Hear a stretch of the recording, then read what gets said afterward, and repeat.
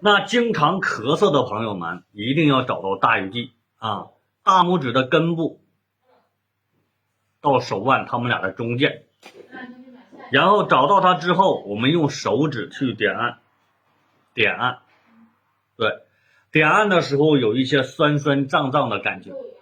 经常的咳嗽的人，点按20次左右，啊，点按20次左右，啊。它是什么呢？在点按的过程当中呢，它是双手同样的位置，大家一定要记住啊。在点按的过程当中，我们点按10到20次左右啊。然后下一个动作，我们要搓大鱼际，用手去搓，对，点完之后搓一搓，搓个20次到30次。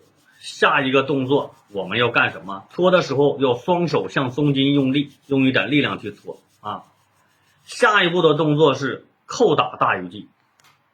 对，经常咳嗽的、肺部不好、气管不好的，尤其是阳了之后，很多人肺子还没有恢复过来的，都可以像老师这样做啊。这样叩打也叩打30次到50次都可以，收藏好。对，转发给更多的人。每天下午3点到5点是老师的直播时间啊，大家可以来到直播间学习中医的养生穴位，到时候也可以进行连麦咨询啊，就跟老师俩这么做。